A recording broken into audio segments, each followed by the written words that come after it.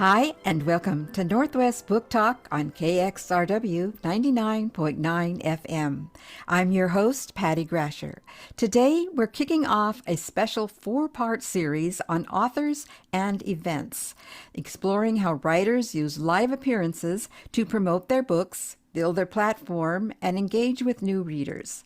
My guest today is Jordan Fitch, author of The Cardinal Line, published in 2024, and his latest release, NoTown, published this year. This is the second time I've had Jordan on the show, and this time we're not going to talk about his books. We're going to talk about some of the live events that he has attended, had fun with, and how they've helped promote his books. So welcome, Jordan, to the program. Thanks so much, Patty. It's great to be on again. So let's start off with, what was your very first live event, and what pushed you to do that?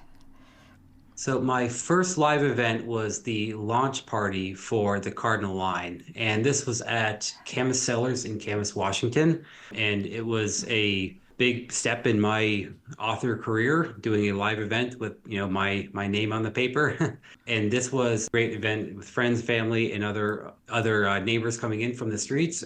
And this was a place where it was at a Camas Cellars, which is a wine bar. The owner, she curated a wine flight to the characters and the themes of the book, which was kind of unique and pretty cool. So that's something that we got to enjoy during the launch event. So that was my first live event there, and I've done many since.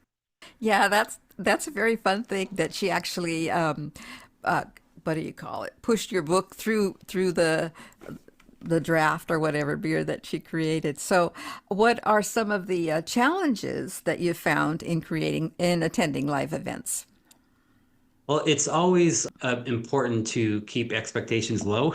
So, not being a household author name, you never really know how many people are going to be there, or people who happen to be at live events, if they're going to be interested in your work or not. So, I find if I keep my expectations really low and just go, with the intent of connecting with more readers, having good conversations, and perhaps getting a few sales, then I find that I walk away satisfied, from these events. So, certainly the challenges, like I'm not a salesperson naturally, so I struggle, and that's something that I've had to work on, convincing other people to, part with their hard-earned money for a chance at reading my words. So, not something that comes naturally to me. So it is a challenge, but, just, showing my enthusiasm with the work, and hoping that readers will be able to connect. That's kind of what gets me through. And certainly, the feedback that I get for those who have read the work is satisfying, or just the interest in, the cover and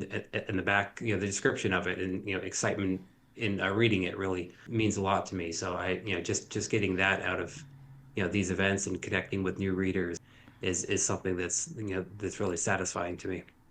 Yeah, I can see that a live event would definitely take me out of my comfort zone. It does, but it also brings you closer to your reader. And I notice that you use your live events not only for connecting with readers at event, but you also use social media to prepare ahead of time, follow up. Tell me a little bit about your work with promoting your books, live events, and social media. It all kind of comes together. It's all part of the same, promo world that I, kind of have to be part of if I'm going to try to get my work out there and get my name out there. So, having the live events, I think it gives some credence to what I do, and kind of being, whether it's a solo event where it's just me, or it's a bigger author fair.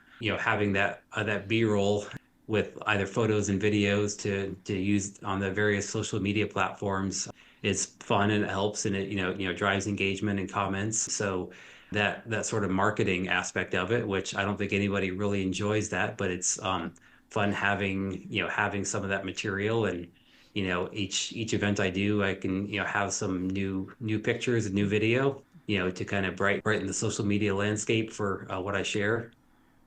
So, do you have someone helping you with the video at the event, or do you do it yourself? How do you do that? If sometimes family or friends, if they're there, I'll say, "Hey, can you grab my phone and I take a video?" And I'll do that. Otherwise, it'll just be kind of selfie mode. So it really depends on where I am and what I'm taking pictures. Sometimes it'll just be a picture of, my setup without me there.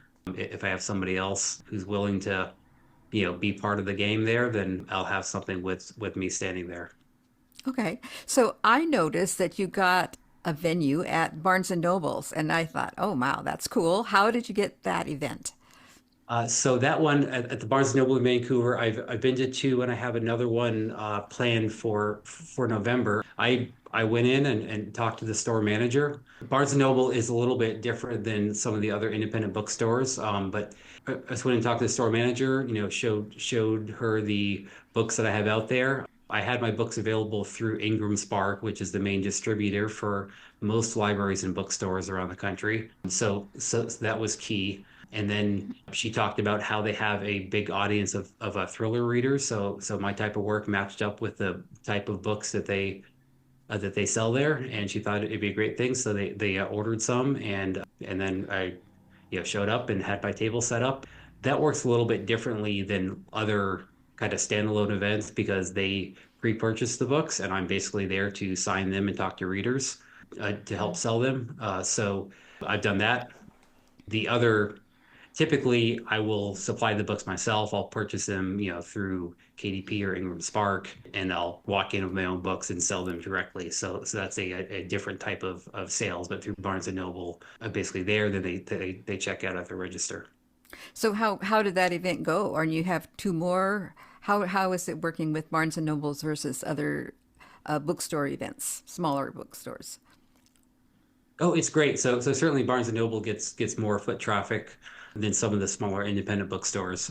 It's great just to be able to have a chance to engage with more readers. And so the first two went great. Sold a great number of books, and they've invited me back for a third one. So I think that's a good sign. The way that works a little differently with other bookstores. For someone looking to kind of set up there, it's really going to vary by the store, whether you're bringing your own, if it's going to be like books on consignment, or if they're going to pre-order them like they do with Barnes and Noble. So for someone looking to, set up in a bookstore, that's just, part of the conversation you have ahead of time, how is it going to work here? How do you prefer to do this? For events outside like a bookstore type of environment, it's pretty much the author is responsible for the transaction. So for me, I want to make sure I have whatever venue the reader wants because I don't want to, lose sales because I don't have a certain payment method. So I have Square for credit cards and like tap to pay, and then cash and Venmo as well. So I just kind of part of making like the prep is to make sure that my Square card reader works. I have the appropriate change. I've been caught out before where I didn't have enough change and I'm trying to make a sale and kind of scrambling to try to make change, and that's not a position that I want to be in. But that's part of the prep, and certainly more variety of sales transaction methods is going to be better. But I find that having those three covers pretty much everything: card, Venmo, or cash. For your presentation, I'm hooked on Barnes and Noble a little bit. What did you actually do for showing up? So they had a table there for me. So I brought in table. I have a custom book stand that I brought in pens, bookmarks, and I had them set up at the table. So the books are staged there. I sat there by the entrance, talked to folks as they came in if they were interested, and then if they were, then I would sign the books, give them a bookmark, and then they would take it to the checkout line and check out like any other book.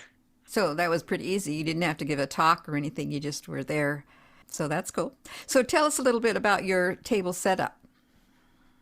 So I have a few things that's kind of evolved as I've gone through, added more things, taken away things that I didn't really seem to fit. So I have a custom book stand that I made just from random material like black pipe and wood that I cut out and set up and stained and painted. So it's like a kind of a rugged looking stand that I've gotten a lot of good comments on, where I have like two books facing, then a stack of books underneath. So that's kind of unique, and it's kind of eye-catching that I've gotten, some notes from readers as they walk around. So I have that. I have a tablecloth. I have bookmarks. I have custom bookmarks for both of my books. I have a sign-up sheet for my North Cabin Press newsletter for folks looking to get updates and want to, join my subscription. And I typically have a little bowl of some nice chocolates, and then pens, and I think that's about it. That's pretty good. So let's talk a tiny bit about your newsletter. How often do you send it out? What's it like? And how did you get started with that? So I set up my website through Squarespace, and it has a newsletter component to it. So I send out not super regularly, about once a month, just updates, what I've done, what I'm working on, things like that. Certainly as I'm, gearing up for a book launch, I'll send out more. During quieter months, I don't send as much. I try to keep it substantial information. So I'm not sending out newsletter just to, you know, put words in front of people. I want to be able to say something and share something worthwhile. So I'm probably not as consistent with it as I should be, but it's something that is fun just to have that to be able to reach the readers in other ways than social media, because nobody can really control social media and kind of who it reaches. But with my newsletter, that's something that I can control. Yeah, so that's cool. So, what event that you went to that was kind of like maybe the smallest event that you've ever attended? There was a small as far as turnout. I say there was a sort of book festival type event last year that probably wasn't super well advertised. You ended up where a number of authors, maybe 20 or so authors, were like sitting inside, and very few readers showed up. So it was kind of like chatting with other authors, and I sold a few books, which is fine. But that was pretty sparsely attended. So that's kind of like ones that I try to look and see. Is this event being advertised? Is it in a good location where it's going to get foot traffic? I'm happy to set up and I talk to readers where I can, and it's always worth it. But certainly, if I can find find ones where there is more likely attendance, then I can reach more readers, and I find more value in that. Jordan, let's go into how have you progressed with your live events? I'm sure the very first one was like, what do I do? Where do I go? That kind of thing. So, how has your comfort level increased the more you do your live events? I think I've found a balance between how like interactive I want to be. I think there's a scale, and I've seen both ends of the spectrum with other authors and other events where either, the author will kind of just sit back and wait for potential readers, potential customers to come and ask them. I think that runs a risk of kind of showing disinterest sometimes. Or on the other end is people who are much more gregarious and kind of calling people over and being a bit more loud, and I think that can be a little overwhelming too. So like trying to find a balance there, and kind of having the comfort with how much you interact and engage with folks going by. Like I said, I'm not a natural salesman at all, so just trying to find that comfort level, and also ensuring that someone who might potentially be interested is comfortable walking over and asking questions, and knowing that I'm here, to answer questions about the book, talk about if they're interested. So like I kind of finding that balance is something that does take a little time, but I think I've kind of found where I'm comfortable in that level. So, would you say that doing live events has actually kind of pepped you up to continue with your writing, that kind of a motivation to connect with readers and feel like what you're creating is being appreciated, and it kind of helps you go back to the writing? Oh, absolutely. It's a great motivator for sure. Just hearing readers, show enthusiasm about your work, and hearing readers who, if they've already purchased it, they might be bringing in a book just to get signed and saying how much they like it. So that type of feedback, is definitely a motivating factor for me. And certainly when somebody asks what I'm writing next, I hope to have a good answer. So yeah, definitely a factor that if I keep doing events, it keeps me kind of keeps that motivation level up. One of the things that I know is very important for book promotion is getting reviews. So, do you find that you get people to respond better with going and leaving a review on like Amazon or other places once they meet you in person? I think so. Yeah, like certainly asking for reviews, and that's something that is incredibly important for for the algorithms and for expanding your work is leaving reviews on Amazon and Goodreads. So I always ask that. I've got some notes on my board at the tables, just kind of reminding people how important it is, especially for someone new to the scene, to leave reviews, because it does share that and convey that it might be something that somebody else would like too. So I certainly ask for that, and it seems to help a little more asking in person than people who might not naturally leave a review otherwise. Yeah. So I know that you did an actual talk back in your hometown back in, was it New Jersey? Where are you from? I from New anyway, Hampshire. Yeah, New yeah, Hampshire's. Okay. yeah. So anyway, what was it like creating that live event there, and how did it go? It went great. So that was the first event where I was sort of a headliner for an evening talk. That was more of a talk than a book sale event. I've had other like book events where I'll do a reading or something like that, but this the focus was at a local library in Meriden, New Hampshire, near where I grew up. It was a local author night. So I spoke for about an hour, answered questions, and then at the end I had books for sale. So yeah, that was the first type of that event of that type that I had done, and I did some prep. I find that if I'm doing any sort of public speaking, I do better if I kind of just have some general notes and then just kind of riff from there rather than try to memorize anything. So that's kind of what I did for that. I had some topics, just general topics about reading in general, and how reading is important to society, helps to build empathy, helps to connect people in ways that outside of books is a lot harder to accomplish. So I had just some more general notes about that, not specifically about my work. But then I did answer a bunch of questions about my book and everything like that, and then sold some afterwards. So yeah, I thought it went fantastic. Had a great turnout. Had to bring in extra seats for the guests, so that's a great thing there. And it was the first event I had done on the East Coast there. And that same month, I had a couple events here on the West Coast, so I called that my coast to coast book signing tour, technically. For sure, for sure. So do you plan to do some more talk events like that? I would if the opportunity arose. I haven't really sought them out. It all takes time and energy. So, but I would be interested in doing something like that if opportunity arose at a local library or a club or something like that. But yeah, I just like to take advantage of any chance to get in front of other potential readers and kind of get my work out there more.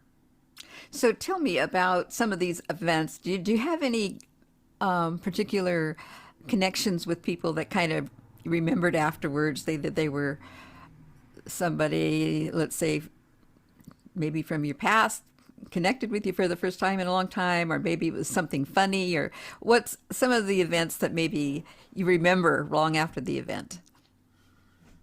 Yeah, so there's plenty of times that I'll have people reach out that I haven't connected with for a long time. Certainly, the talk you mentioned back in New Hampshire, I saw people that I hadn't seen for a decade or 2 decades. So it was great to connect with them again, and then like through social media, there's a lot of connections there. There's some folks that I've met in person, other writers, other like prominent readers who have like a reading and review following that I've connected with in person, and then stayed in contact with through social media, or the other way around too. I really enjoy when there's other folks that are thinking about writing a book, or are perhaps in the process, or they're taking courses for it, and they ask questions kind of about the process and the inspiration and things like that. And I try to share some of the techniques that I have for when it comes to the craft of writing as well. So I always remember those type of engagements where people are generally interested, and hopefully some of the advice and some of the experiences that I've had can help them in that journey. Tell me a little bit about maybe the expense that goes into doing a live event. Is there something that makes that a deciding factor whether you're going to do one or not?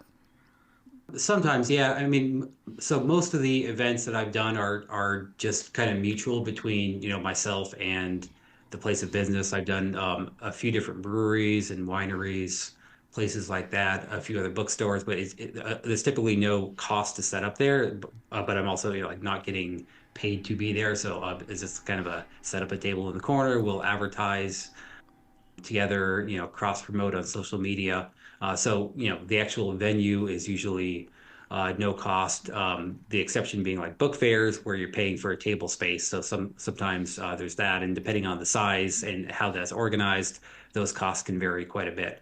But for the events that are free to set up, after I have my material, there's really not much to it other than the travel there, the time. I have everything I need to set up in a box, so I just kind of bring that in, and that's all purchased already. So just the books at print cost from the printers, like whether that's Ingram Spark or KDP. So I have those, but yeah, there's really not much upfront cost after you kind of have the setup there. I've got to resupply myself with bookmarks, so there's a bunch of incidental costs like that. But overall, unless it's like a big name book fair, there's really not much upfront cost to it. So, Jordan, what about the frequency of events that you do, the time that goes into it, how it affects your writing, your family life, and all that kind of stuff? So I don't have any set schedule. I kind of schedule things ahead of time. Sometimes places will reach out to me to see when I have availability. If I'm looking to fill some time, I'll reach out to them to set something up. Usually it's set up a couple months in advance. So there's time to kind of prep for it and get some social media engagement. But I say I'd average about one or two a month. I've been more frequent in recent months, but overall, probably one or two a month that I've done over the last year or so on average. And yeah, it certainly takes time away from family and from writing and other things, but it's something that I get a lot of value out. So I do enjoy spending that time and meeting readers. And often my family comes with me, especially if it's, a journey somewhere out of town, then they'll come with and kind of hang out for a little bit and then go do their own thing. So I can still spend time with family and friends, as I travel and do these events. Do you have any social media tips that you might give somebody who is just starting out with doing a live event to bring in a crowd or at least a few people? Probably not because I'm still trying to, figure out the social media angle myself. I mean, some people, get great reaction. I get some pretty good like comments and feedback and engagement and everything, but certainly not to the level that other people do. So I'm probably not the best person to ask, but just in general, just be honest, be unique, be yourself. If you try to come across as like too formal or like too put together, or like too polished, sometimes that's a turn off as well. So it's really just be yourself and put out the type of content that you would want to see, I'd say. But again, I'm not the most savvy when it comes to garnering social media engagement, so I might not be the Well, best I one to think ask I about think that. you are in a sense that you show up consistently. Maybe not every Wednesday at 2 o'clock kind of thing, but you have a constant. At least you show up on my Instagram account, a lot. So I think Yeah. that I think you take it a little more seriously than I think you are than you might think. But anyway, that's very cool. I would like to know just a bit more about your experience with TikTok. Yeah, TikTok is kind of a unique animal on the social media scene. So, early book talk, there was a lot of, really successful independent authors, had tremendous success. I've got a lot of engagement, met a lot of great people. I think that's one of the main advantages that I've found is just how many other readers and writers I've met through there, and it's really easy to go live and just have chats. I set up a TikTok shop where I can sell signed books out of my garage as well, so I've had some success with that. But it's also one where the algorithm is entirely unpredictable. You might put a bunch of effort into a video that you think is going to do well, and it gets no views, and and you'll have something that's just kind of a one-off and it, goes viral. So it's really hard to predict and to put effort into the right areas, but it's a fun platform and it's really dynamic and a lot of people have had a lot of success, and I've certainly made some great connections So, through it. as kind of a wind up, do you have any tips for somebody who's kind of on the edge of doing a live event or not? How worthwhile it is? I mean, I would say it's absolutely worthwhile.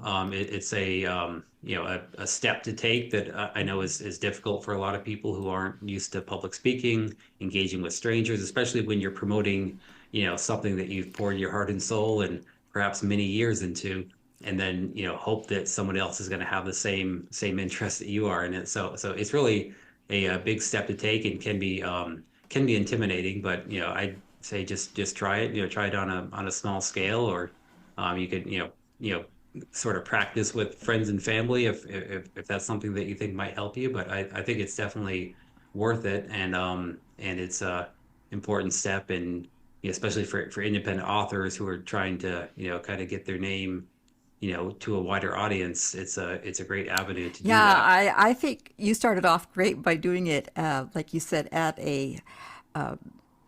what was it called? Sellers, Camas Sellers. Yeah, Camas Cellars is a I think winery that's in so Camas. cool Yep. because that's a very relaxed environment, and it would kind of be an easy way for anybody. Maybe not that kind of, maybe not everybody's going to go to a brewery place or something, but they can find something that's just really low key and fun. Like you've said, sometimes, yeah, make it the Certainly, most yeah. fun, and then you kind of gradually build up as you go along. So, Yep. And that was a great environment. And I've got to give credit to my wife for setting that one up, my first one, because we had just moved to the area. We were there just getting some wine, and she's much more of an advocate for myself than I am. So she mentioned that to the owner, and then kind of went from there.